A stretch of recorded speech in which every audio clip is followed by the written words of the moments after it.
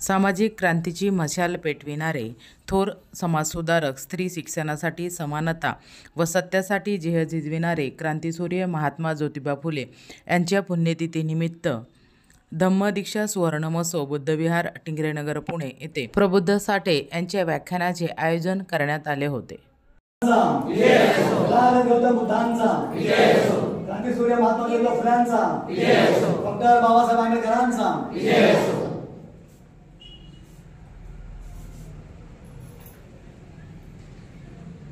मानवतेचे भाष्यकार, मानवी संस्कार आणि संस्कृतीचे जनक भगवान गौतम बुद्ध, वैश्विक प्रणेते, लोकशाही भारताचे शिल्पकार, राष्ट्र निर्माते, महामानव डॉक्टर बाबासाहेब आंबेडकर, बहुजन प्रतिपालक छत्रपती शिवाजी महाराज, ज्यांच्या स्मृती दिनाच्या निमित्तानं आज तुमच्या समोर संवाद साधण्यासाठी एक संधी मला मिळत आहे, ते राष्ट्रपिता, समग्र व्यवस्था परिवर्तनाच्या क्रांतीचे प्रणेते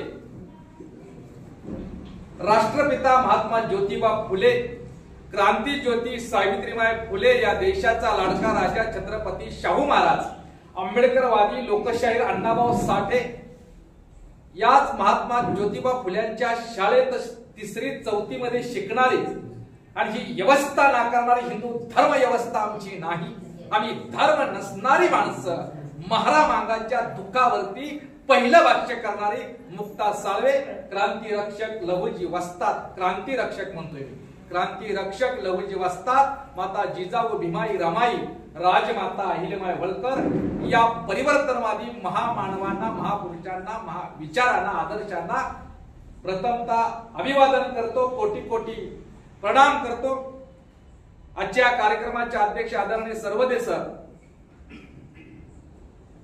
या ठिकाणी आदरणीय आमचे सहकारी मार्गदर्शक मिलिंद माचले साहेब, ज्यांनी माझा परिचय करून दिला,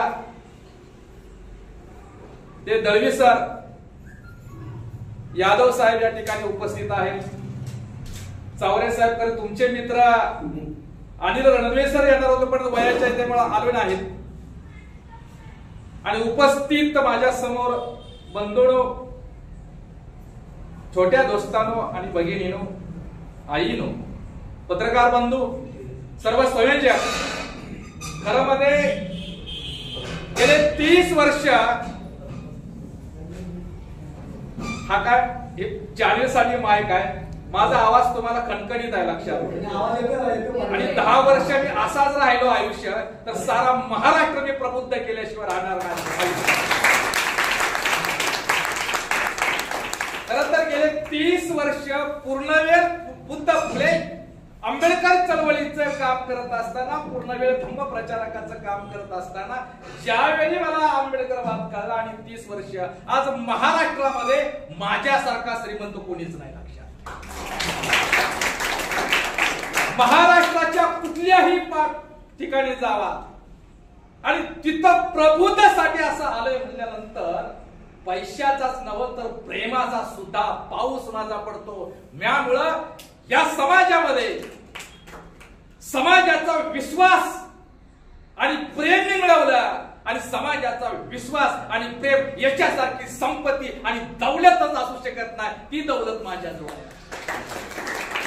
बीड मध्ये 20 रुपये असताना 2006ला धम्म क्रांतीच्या सुवर्ण जयंतीच्या निमित्तानं मातंग बंधूंच नव्हे तर बहुजन बांधवांनो, चला आपल्या बुद्धाच्या घरी अभियान चालवत असताना या बुद्ध विहाराचं सुद्धा नाव आहे धम्म क्रांती सुवर्ण जयंती, धम्मदीक्षा सुवर्ण जयंती महोत्सवाच्या. 20 रुपये खिशात असताना बीड मध्ये ओळख नाही, पाळख नाही, कुणाची ओळख नाही, 20 रुपये जवळ असताना 6 महिना बीड जिल्हा मी फिरवलेला लक्षात. गरीब श्रीमंतीचा मुद्दा नाही, त्याग आणि इमानदारीचा मुद्दा आहे. आणि आज तुम्हाला सांगतो की चळवळ चालवणं आता शहाण्या माणसाचं कामच नाही. शहाणी माणसं हुशार असतात आणि शहाणी माणसंच अलीकडे चळवळीला धोका द्यायला. शहाण्याला सामाजिक जाणीव आणि बुद्धाच्या संस्कार आणि नीतीची जोड असल्याशिवाय शहाणा माणूस समाजासाठी लायकच होऊ शकत नाही. ती लायक माणसं निर्माण करण्याचं काम महात्मा ज्योतिबा फुले यांनी शिक्षणात केलं. दळवी सर माझे मित्र आहेत पण पाहुणे बी आहेत. कारण माळीनगरच्या जवळ माझे सासरवाडी आहे आणि पंढरपूर तालुक्यातील वंडी शेगाव हे माझं गाव आहे. आणि माळीनगरचं सासरवाडी हा सुद्धा एक इतिहासच आहे, क्रांतीचाच विचार आहे, इतिहासच. कारण माझ्यासारख्याला पूर्ण वेळ कार्य नोकरी सोडून फुल टाइम काम करणाऱ्या कार्यकर्त्याला मुलगी देणं ही सुळावरची पोळी आहे लक्षात. आणि त्यात माझी अट अशी की बाबांनो एखादा बौद्ध धर्म स्वीकारलेला विचार असणारी कोण मुलगी देईल का? आणि मग बौद्धात गेलो मी, आता आंबेडकरवादी आहे, बुद्धाकडे आलेला आहे, बौद्ध स्वीकारलेला, द्या मला मुलगी. पण ती मनाची पूर्वीचा मागाच आहे. आणि मागोड्या तर काय देणं काय शक्यच नाही. आणखी एक तुम्हाला अभिमान वाटणारी गोष्ट सांगतो. 9 एप्रिल 2023 ला मी 131 लोकांना इथं दीक्षा दिली. मी मातंगालाच नव्हे तर त्या ठिकाणी बेलदार, धनगर, माळी, वडार, रामुशी, खोलार, चर्मकर आणि मराठा बांधवांना सुद्धा या ठिकाणी पुण्यात मी दीक्षा दिली 9 एप्रिल 2023. आणि 10 एप्रिल 2023 पासून घर सोडलं आणि 4 मार्च 2024 ला मी या दरम्यानमध्ये 18,200 बहुजन बांधवांना बौद्ध धर्माची दीक्षा दिली. फुले महात्मा ज्योतिबा फुल्यांचा मी वारसा आहे, अनुयायी आहे. जसं बोलतो तसं करतो. मी बोलणारा वक्ता नाही, बोलल्यानंतर क्रांतीच्या दिशेनं कृती करणारा मी कार्यकर्ता आहे लक्षात.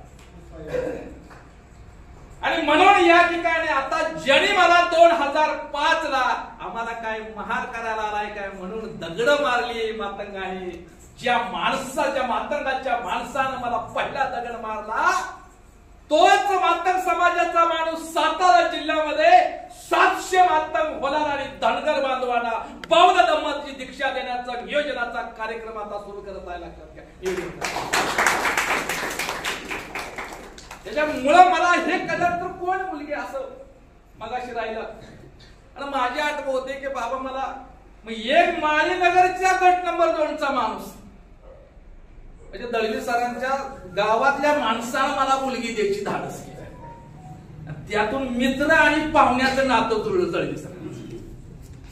फक्त मी आज एक टाकली की मला काही नको, हुंडा तर नको, कपडे नको, माझी बी कपडे मीच घेतो, तुमच्या मुलीची बी कपडे मीच घेतो. फक्त आठ आहे की बौद्ध पद्धतीने लग्न होत आहे, नसेल तर सत्यशोधक पद्धतीने जर करूया का.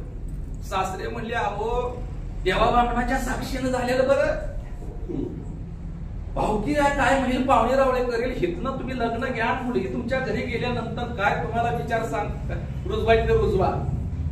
ठीक आहे म्हणलं. आणि नंतर मग तिथं सुरू झालं. मला काळाची वाटतं की लोंढे साहेब दळवी सर असावी त्या ठिकाणी. मला कधी अजून असं त्यांना सुद्धा मी निमंत्रण दिलं होतं. माझी पत्रिका जर पाहिली तर बुद्ध फुले शाहू आंबेडकर चळवळीचा जसा कार्यक्रम पत्रिका असतो तशा प्रकारची पत्रिका आहे माझी लग्न. आणि मग ब्राह्मण आले अक्षता, त्या ब्राह्मणाच्या कानात मी म्हटलं आता सासरा ऐकत नाही बाबा आपणाला बुजगाव होत. असं म्हटलं तुम्ही जे आता मंगल अष्टिका म्हणणार आहे त्या मराठीतून पाहुणे रावल्याला सांगायचे त्या लोकांना. झाडे बामणाची भाडाच्या अपघात असं कसं निघून गेलं ना, मराठीत काय अर्थ होतं आता सांगायला वेळ नाही. आणि मग लक्षात मी माईक असा हातात धरला आणि बौद्ध पद्धतीनं मंगल गाता म्हणले माझ्याच लग्नात मी बौद्धाचार्य आहे. आणि बायकोच्या बी अंगावर फुलं मीच टाकतोय आणि माझ्या बी अंगावर फुलं मीच टाकतोय. धम्म चळवळीच्या इतिहासात माझ्यासारखा मंगल परिणय कधी कुणाचा झाला नाही. बोलतोय तसं वागतो आता मांग म्हणून मी राहिलो नाही, मी प्रबोध झालेला आहे. आणि इथल्या मराठ्यांना सुद्धा बुद्धाच्या वाटेवरती झालं. आरक्षण ही मराठा ओबीसीची समस्या नाही, इथल्या बहुजन समाजाची खरी समस्या काय ही बौद्धांनी सांगायला पाहिजे होतं, ते सांगितलंच नाही. बुद्ध मराठ्यांना, ओबीसीला, मांगाला, चांबाला, धनगराला, आदिवासीला कसं पचेल ही तुम्हाला वाटणारी भीती समाजावर तुम्हाला लादली, ही वैचारिक बदमाशी दंभ क्रांतीचा गाळा. आणि म्हणून या ठिकाणी सांगत असताना बाबा मराठ्यात तुम्ही तिथला बहुजन समाज स्वतःला हिंदू म्हणून घेणारा बहुजन समाज ही त्याची सगळ्यात मोठी समस्या आहे. बहुजन समाजाची समस्या काय हे आम्ही सांगतच नाही. मराठ्या नारकोची समस्या काय आपण काय म्हणतो, बुद्ध कसा काय सांगायचा मराठ्यांना, बुद्ध मागायला कसा. आता तुम्ही बौद्धाने खिडकी वगैरे पलीकडे मागवाडा खिडकीने सुद्धा बुद्ध सरलंगाच्या आम्ही म्हणायला तयार आणि सारा भारत बोलतो. सामाला, ओबीसीला, धनगराला, आदिवासींना इथला हिंदू म्हणून घेणाऱ्या बहुजन समाजा पूर्व आश्रमीचा बौद्ध याला त्याची जाणीव तुम्ही करून देत नाही. हिंदू स्वतःला तुम्ही हिंदू समजता ही तुमची सगळ्यात मोठी समस्या आहे. आता तुम्ही स्वतःला बौद्ध म्हणून पुनर्जीवित करणं हाच बहुजन समाजाचा विकास आणि परिवर्तनाचा मार्ग आहे हे सांगायला सुरुवात केली पाहिजे. तर सारा भारत बौद्धमय तर जात्यांतून माणूस आणि समाज आणि राष्ट्र निर्माण करण्याचं काम. आणि म्हणून महात्मा ज्योतिबा फुल्यांनी शिक्षणाच्या माध्यमातून शैक्षणिक क्रांती केली आणि माणूस, समाज आणि राष्ट्र निर्माण करणारा शिक्षणाचा सिद्धांत आणि शिक्षणाचं कार्य महात्मा ज्योतिबा फुल्यांनी केलं. मी भगवान बुद्धानंतर आम्हाला काळजामध्ये आणि पोटाशी कवटाळण्याचं काम महात्मा ज्योतिबा फुल्यांनी केलं. काय भगवान बुद्धांच्या नंतर 2000 वर्षानंतर महात्मा ज्योतिबा फुल्यांनी आम्हाला पोटाशी कवटाळण्याचं काम केलं.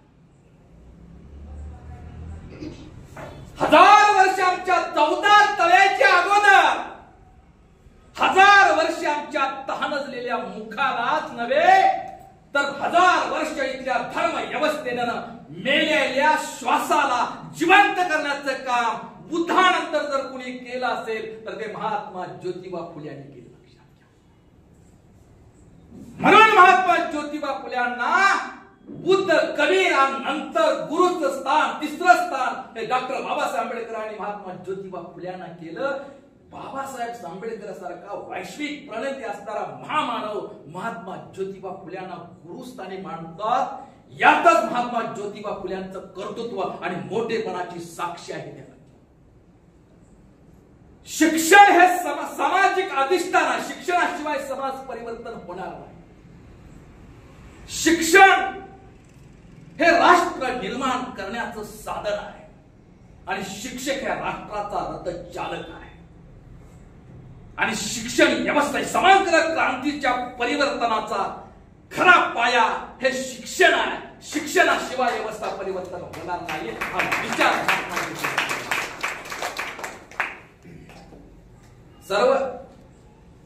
सुप्रीम कोर्टाच्या सर्वोच्च न्यायालयानं आदेश दिल्यानंतर या देशातील सरकारांनी 2009चा शिक्षण हक्काचा कायदा केला आणि 2010ला त्याची अंमलबजावणी सुरू झाली. आज सुद्धा ती खरं का खोटं कळत नाही.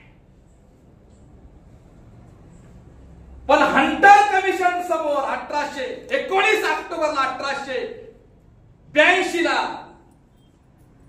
महात्मा ज्योतिबा फुल्यांनी शिक्षण हे सक्तीचं, हक्काचं, मोफत आणि सार्वत्रिक असलं पाहिजे हा शिक्षणाचा हक्काचा कायदा करण्याची मागणी महात्मा ज्योतिबा फुल्यांनी त्या काळात केलेली आहे. 250 वर्षापूर्वी आम्हाला शिक्षणाचा हक्क आणि तो कायदा, शिक्षणाचा हक्क कायद्यात रूपांतर करण्यासाठी 2010 उघडलं आणि त्याची बी अंमलबजावणी सुरू नाही. परंतु महात्मा ज्योतिबा फुल्यांनी शिक्षण हा मूलभूत अधिकार आहे, शिक्षण हा माणसाचा नैसर्गिक हक्क आहे हे सांगणारे महात्मा ज्योतिबा फुले या देशातील नव्हे आशिया खंडातील पहिले शिक्षण तज्ञ होते. काय आशिया खंडातील पहिले शिक्षण तज्ञ होते.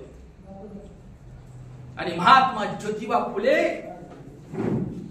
हे शिक्षण नुसतं शिक्षण आहे, शिक्षणाच्या माध्यमातून परिवर्तनाचा विचार, व्यवहारी शिक्षण देण्याचं काम केलं.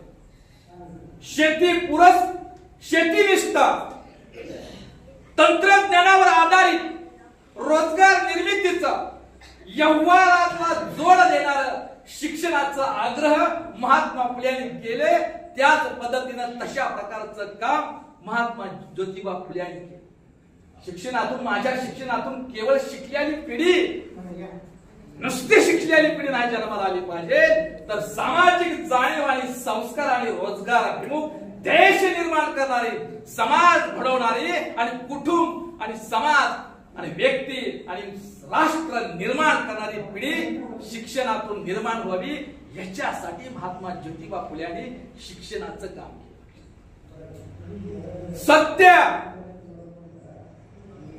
सत्य बोलणं, सत्य सांगणं, सत्य वागणं आणि सत्याप्रमाणे समाज तयार करणं ही जगातला सगळ्यात मोठं धाडस आहे.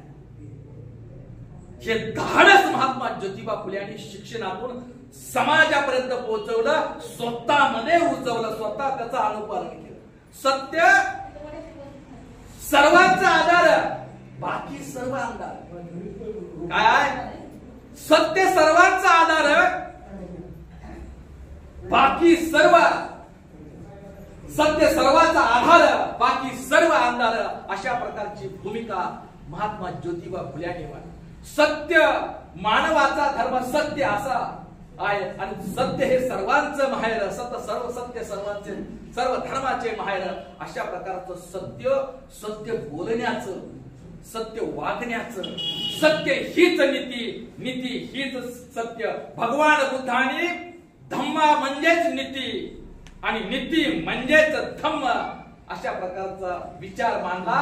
त्याच पद्धतीनं नीतीला सत्य मानलं आणि सत्याला नीती मानलं. म्हणजे भगवान महात्मा ज्योतिबा फुले हे भगवान गौतम बुद्धांचे सत्य उपासक होते.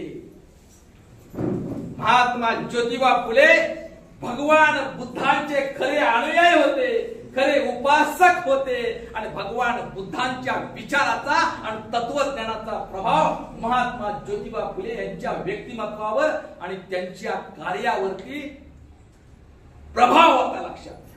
सत्य, खोट म्हणजे आपण म्हणतो ना, मुस्सावादा वेरमणी सिक्का मदम समाधामी, हे महात्मा ज्योतिबा फुले 250 वर्षावर सत्य सांगत होते. सत्य शोधक समाजाची स्थापना केली. आणि सत्य, मग सत्य का? सत्य न बोलण्यामुळे नुकसान होते, सत्य बोलण्यामुळे नाही. एका शेतकऱ्याची केस वकिलाकडे होती. शेतकरी अज्ञान होता, अशिक्षित होता, अडाणी शेतकरी होता आणि त्या वकिलाला वाटलं की उलट तपासणीमध्ये सरकारी उलट तपासणीमध्ये हा शेतकरी काय टिकणार नाही आणि त्याच्यामुळं याला आपण एक उपाय सांगूया म्हणून त्यानं वकिलानं शेतकऱ्याला खोटं बोलायला सांगितलं. कोर्टात गेला, सरकारी वकिलानं काही जरी विचारलं, काही सुद्धा बोलायचं नाही, एवढं म्हणायचं, बे शेळी कशी वरडते, बे एवढंच म्हणायचं, काही बोलायचं नाही.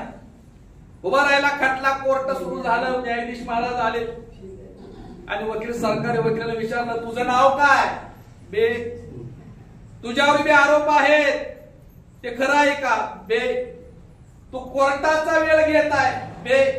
तू कोर्टाचा अपमान करताय, बे. तुझ्यावर खटला दाखल होईल. प्रत्येक प्रश्न विचारायला लागला काय ह्या बेच म्हणायचं. आणि मग ते म्हणला की त्याचा वकील उठला, महाराज न्यायाधीश महोदय, हा शेतकरी अडाणी अशिक्षित आहे, त्याला बोलता येत नाही, त्याला बेशिवाय दुसरं काहीच बोलता येत नाही. निकाल लागला, शेतकऱ्याच्या बाजूने निकाल लागला आणि कोर्टाच्या बाहेर शेतकरी आला, आनंद झाला, बाहेर गेटच्या बाहेर जायला लागल्यानंतर त्या वकिलांना आरोप, अहो तुमचा सरकार निकाल मी लावून दिला, तुमच्यासारखा निकाल लागला, किती वर्ष झालं शेती जवळ तुमच्यावर आहे, निकाल मी लावला आणि माझी फी. शेतकरी म्हणाला, बे.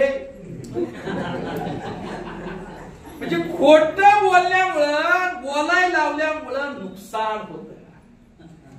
म्हणून शिक्षणाच्या पाठीमागची भूमिका महात्मा ज्योतिबा फुल्यांची होती, ती सत्याची होती.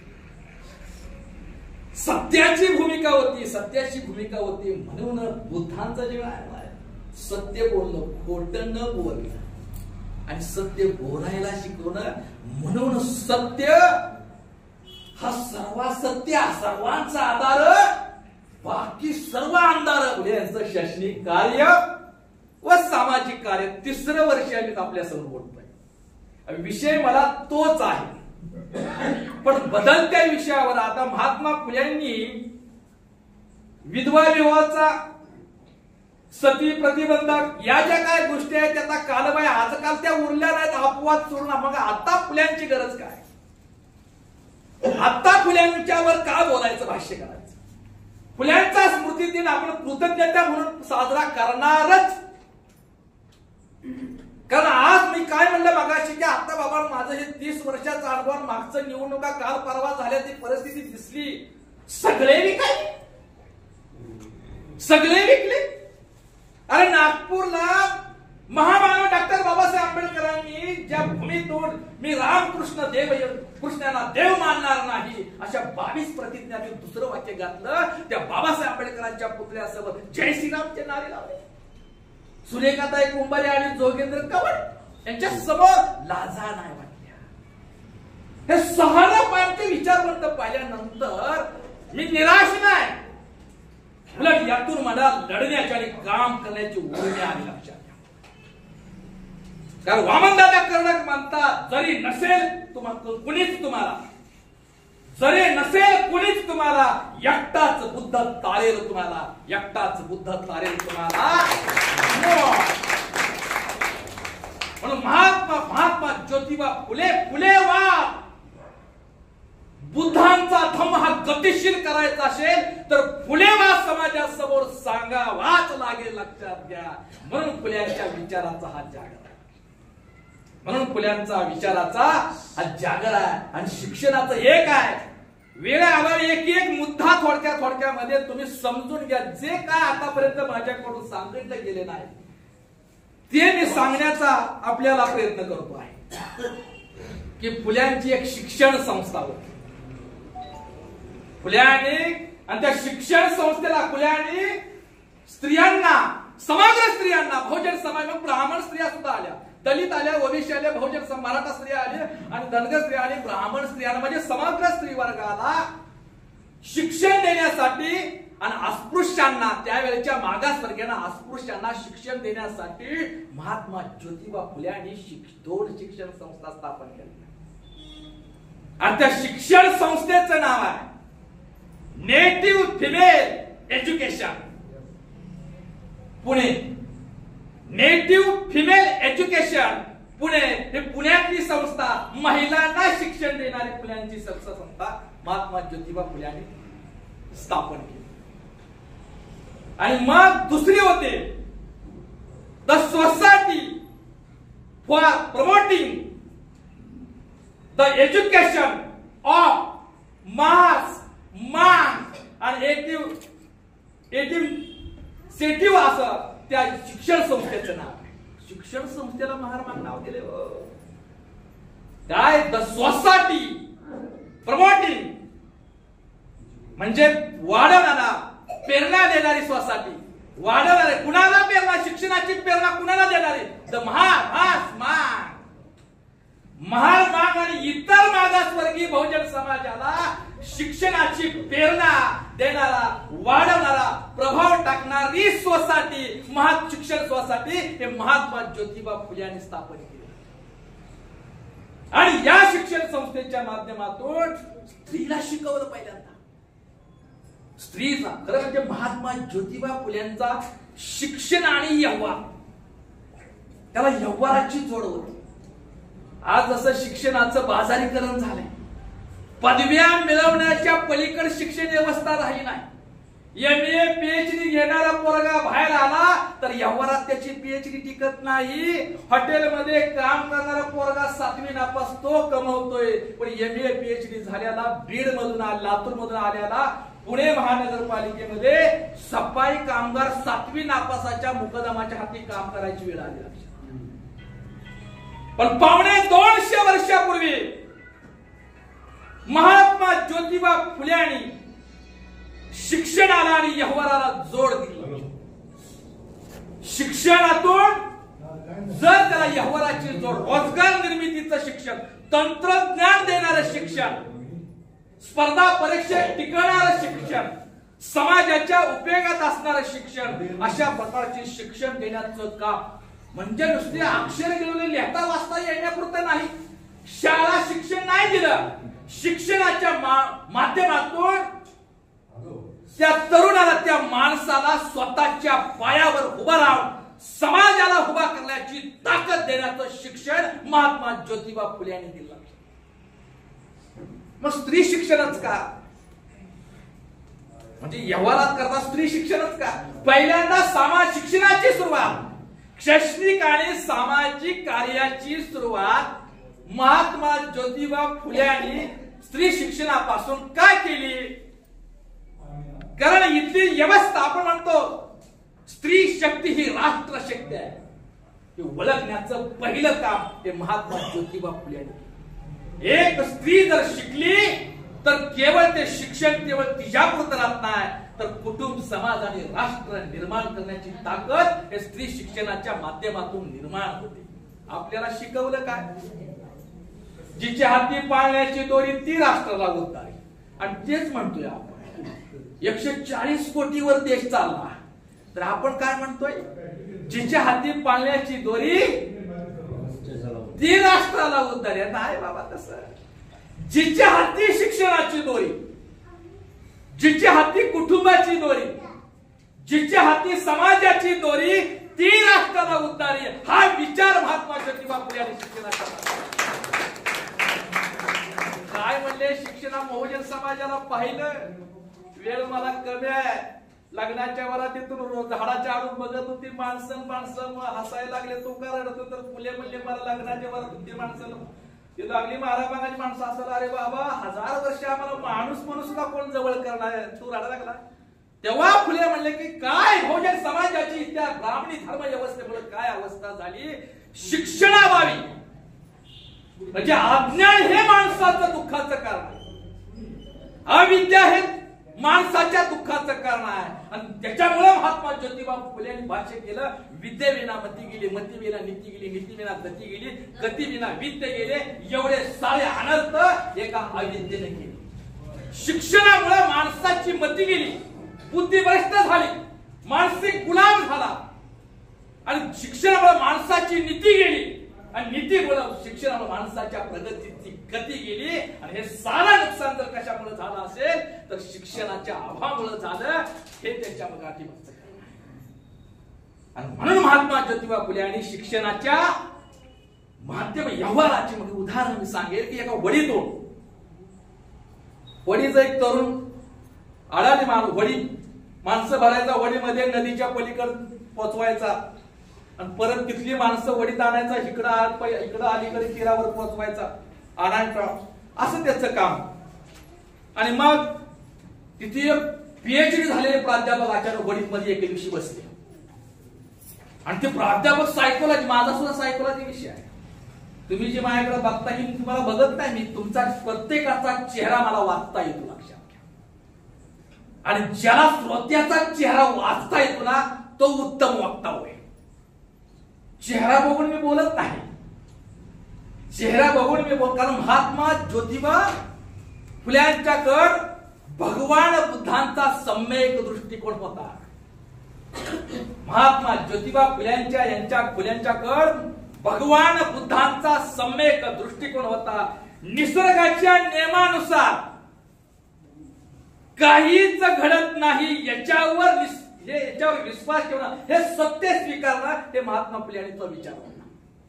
तर्काच्या आधारावर जी गोष्ट टिकत नाही त्याला नाकारणं, लोकप्रिय कितीही लोकप्रियता आली पण सत्याच्या आधारावर जे टिकत नाही त्याला नाकारणं, हा महात्मा भगवान बुद्धांचा सम्यक दृष्टिकोन हे महात्मा ज्योतिबा फुले यांच्याकडे होता.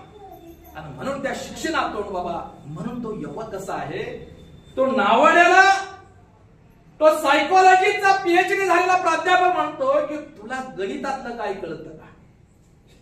पण ते मला गणिताचा माझा काही विषय नाही, कधीच नाही, गणिताचा माझा काही संबंधच नाही.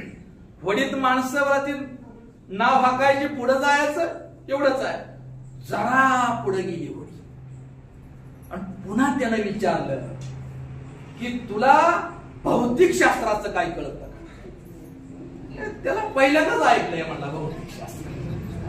मला काय नाही भौतिक शास्त्र. नदी जरा मध्ये आली आणि लाटा वारा आला, लाट्यानं वडी हेलकावं खायला लागली. मग नावाड्यातला मुलगा म्हणतोय की प्राध्यापक साहेब तुम्हाला पावता येतंय.